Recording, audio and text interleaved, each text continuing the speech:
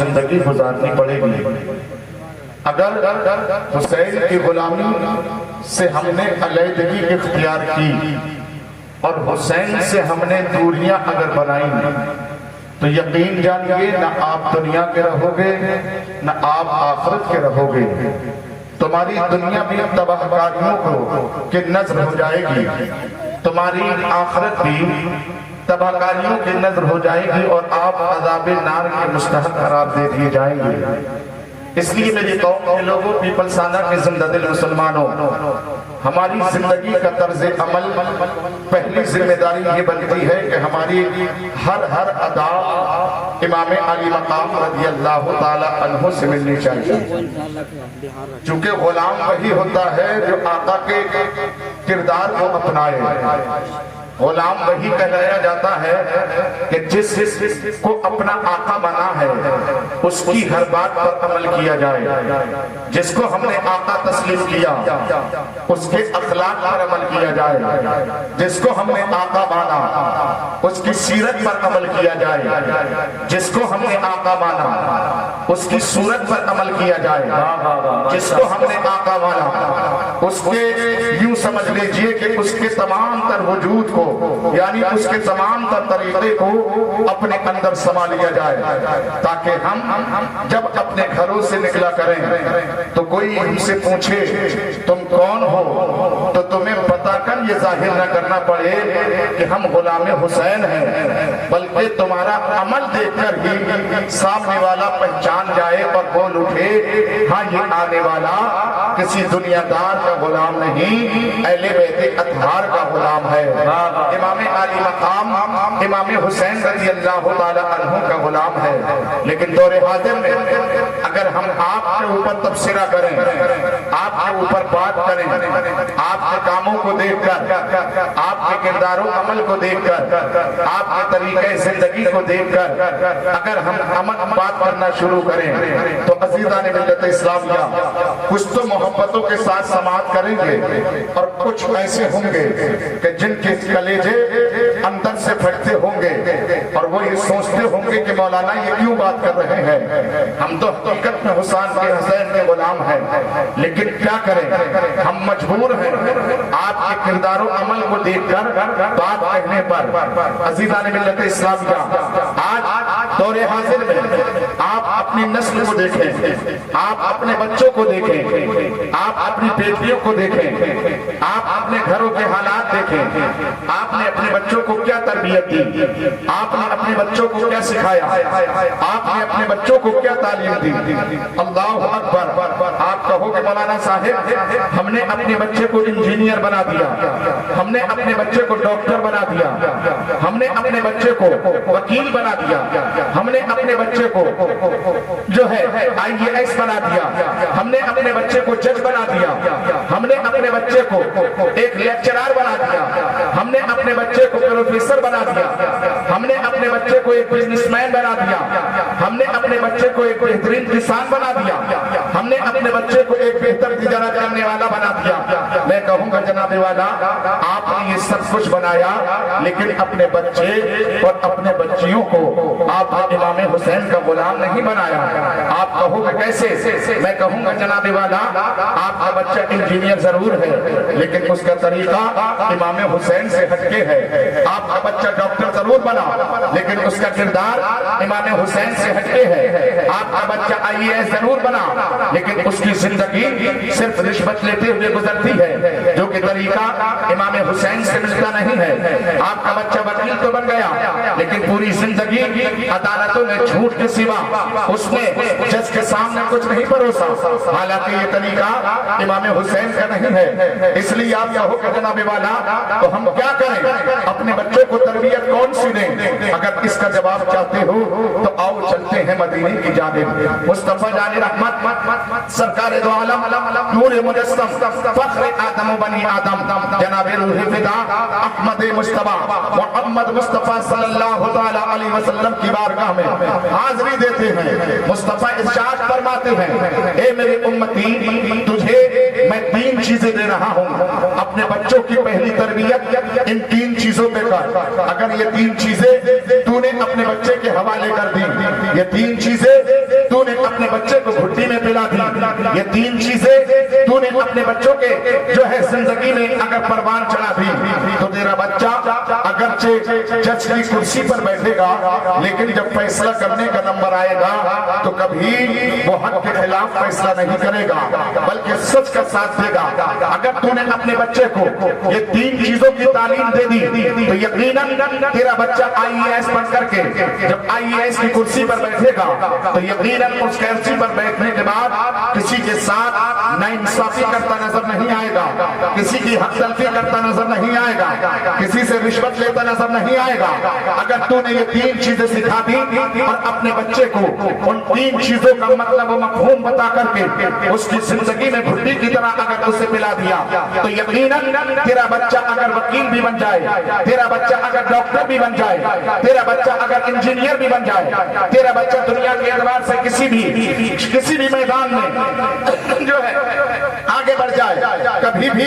اس میدان کو مارنے کے بعد اس شریعت کے خلاف، دین کے خلاف کبھی کام نہیں کرے گا۔ عزیزان ملت اسلامیہ، وہ تین چیزیں کیا ہیں؟ آؤ مصطفیٰ فرماتے ہیں ادبوا اولادکم علی ثلاثۃ خصال، کہ اپنے بچوں کو تین چیزوں کی تربیت دو، اپنے بچوں کو تین چیزیں سکھاؤ، اپنے بچوں کو تین چیزوں کی تعلیم دو، اور ان میں سے وہ تین چیزیں کیا ہیں؟ سب سے پہلی چیز حب نبیکم، کہ اپنے بچے کو اپنے نبی کی محبت کا پاٹ پڑھاؤ، اپنے بچوں کو اپنے نبی کی محبت کا درس دو، اپنے بچوں کو اپنے نبی کی محبت سکھاؤ، تاکہ تمہارا بچے کے دل میں جب تمہارے نبی کی محبت پھوٹ پھوٹ کے بھری ہوگی تو یقیناً وہ دنیا کو تو لات مار سکتا ہے لیکن دین محمدی کو کبھی چھوڑ نہیں سکتا، کبھی شریعت کے خلاف کام نہیں کر سکتا۔ پھر دوسری چیز کی تربیت مصطفیٰ نے دی، دوسری چیز کیا ہے؟ آقا فرماتے ہیں وَحُبَّ آلِ نَبِيِّكُمْ، اور دوسری چیز یہ ہے کہ تم میری آل سے محبت کرنا اپنے بچوں کو سکھاؤ، میری آل سے کس طریقے سے محبت کرنی چاہیے، آل نبی کی محبت کیسے دلوں میں ہونی چاہیے، وہ محبت کا پاٹ اپنے بچوں کے حوالے کرو۔ تیسری چیز مصطفیٰ فرماتے ہیں وَحُبَّ تِلَاوَةِ الْقُرْآنِ، اور تیسری چیز یہ ہے کہ تم اپنے بچے کو قرآن پڑھنا سکھاؤ، اپنے بچے کو قرآن کی تعلیم دو۔ یعنی کہ جب یہ بنیادی چیزیں نبی کی محبت، پھر اہل بیت کی محبت، پھر قرآن کی تلاوت، جب یہ بنیادی تینوں چیزیں ہم اپنے بچوں کے حوالے کریں گے، ہم اپنے بچوں کو دیں گے، ہمارے بچوں کے سینوں میں نبی کی محبت ہوگی، ہمارے بچوں کے سینوں میں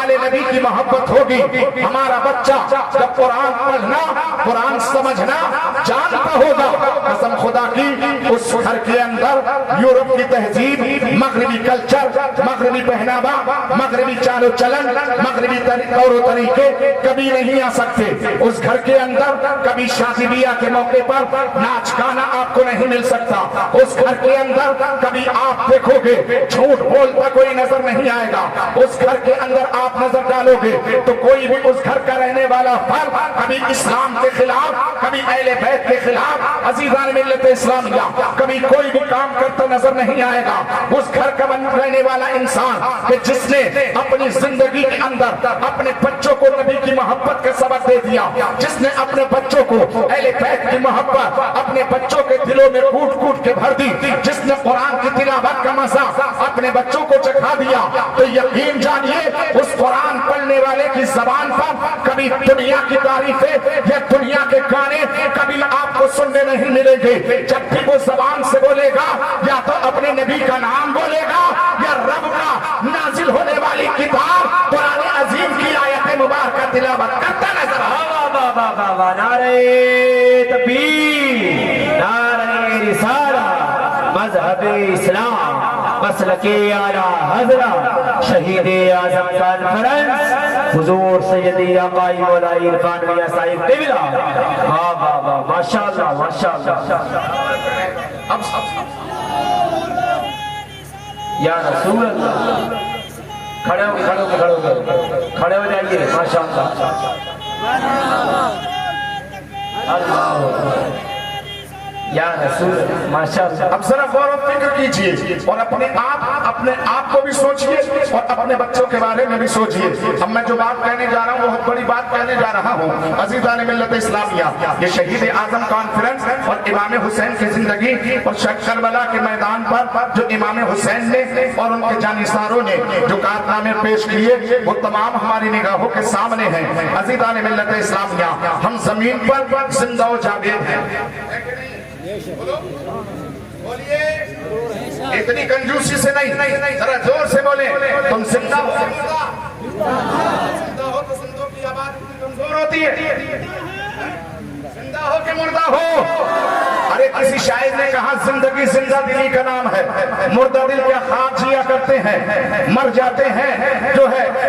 جو مرتے ہیں اللہ کے نام پر. اللہ اللہ موت کو کس نے مسیحا کر دیا؟ عزیزان ملت اسلامیہ ذرا غور کیجئے. آپ زندہ و جاوید ہو لیکن آپ کے سامنے قرآن کی بے حرمتی کی جاتی ہے، آپ خاموش رہتے ہو. آپ کے سامنے قرآن کو پیروں سے روندا جاتا ہے، آپ خاموش رہتے ہو. آپ کے سامنے عزیزان ملت اسلامیہ قرآن کے اوراق سے چپلوں کو صاف کیا جاتا ہے لیکن آپ کے جسم کے اندر کوئی حرارت پیدا نہیں ہوتی بلکہ آپ خاموشی سے تبصرے کر کے نکل جاتے ہو. آپ چوراہوں پر بیٹھ کر تبصرہ کرتے ہو کہ فلاں ملک کے اندر قرآن کی بے حرمتی کی گئی، ہمارے ملک کے اندر فلاں چوراہے پر قرآن کی بے حرمتی کی گئی. آپ نے تبصرے کیے، آپ نے تذکرے کیے، آپ نے چرچے چھیڑے اور چرچے چھیڑنے کے بعد میں یہ کہہ کر کے نکل جاتے ہو ہم کل ہی کہہ سکتے ہیں، ہم کل ہی کہہ سکتے ہیں. حکومت ان کی ہے، کارندے ان کے ہیں، فوج ان کی ہے، طاقت ان کی ہے، قوت ان کی ہے، ہم ان کا مقابلہ نہیں کر سکتے. یہ کہنا ایمان کی سب سے بڑی کمزوری ہے. اس لیے کہ تمہارا اعتقاد اپنے رب کی ذات پر ہوتا تو کسی کی طاقت کو دیکھ کر آپ اپنی کمزوری کا اظہار نہیں کرتے بلکہ تمہارا اعتقاد کلی اتنا مضبوط ہونا چاہیے تھا. دنیا مل کر ایک طرف تمہارے سامنے کھڑی ہو جاتی اور تم اکیلے سامنے ہوتے لیکن جب بات آ جاتی رب کی عزت کی، جب بات آ جاتی ناموس رسالت کی، جب بات آ جاتی ناموس قرآن کی، جب بات آ جاتی ناموس اہل بیت کی، جب بات آ جاتی ناموس اولیاء اکرام کی، تو میری تیری ذمہ داری بنتی تھی کہ مجھے پرواہ نہ اپنی جان کی کرنی چاہیے تھی نہ اللہ اکبر اپنے مال کی. اس لیے کہ میدان کربلا کا سب سے بڑا پیغام یہی ہے کہ طاقت ایک طرف تھی، حسین ایک طرف تھا اور جب ناموس رسالت کی بات آئی، ناموس قرآن کی بات آئی تو میرے حسین نے اپنی گردن بچا دی لیکن قرآن کی عظمت کو بچا کے. واہ واہ واہ واہ واہ ماشاءاللہ ماشاءاللہ. کھڑے ہو کے نعرہ لگائیے، کھڑے ہو کے ماشاءاللہ لگائیے، کھڑے ہو کے نعرہ. واہ واہ واہ واہ واہ واہ. نعرے کا جواب دے، نعرے کا جواب دے بھائی. زندہ باد، اللہ اکبر، یا رسول اللہ ماشاءاللہ ماشاءاللہ. لیکن لوگ کہیں گے کہ صاحب ہم تو اگر مر گئے تو ہمارا نام کیسا رہے گا؟ یہ بھی جواب میرے امام نے دیا ہے. میدان کربلا سے ہر صاحب ایک سوال کا جواب ہے اور وہ جواب کیا ہے؟ عجب لڑی ہے جنگ حسین نے یزید سے، عجب لڑی ہے جنگ حسین نے یزید سے، وہ اس سے بڑھ کر جیت کیا یزید تھا. اس سے بڑھ کے جیت کیا یزید تھا، یزید تھا حسین ہے. اور شیر سماعت کر لیں، ملے گی جنت پیے گا کوثر اسی کو محشر میں چین ہوگا. ملے گی جنت پیے گا کوثر اسی کو محشر میں چین ہوگا. نبی محبت کریں گے اس سے کہ جس کے دل میں حسین ہوگا. محبت کریں گے اس سے کہ جس کے دل میں حسین ہوگا. عزیزان ملت اسلام کا آؤ ذرا ذہن کو قریب کریں اور میں اپنی بات کو آگے لے کے چلتا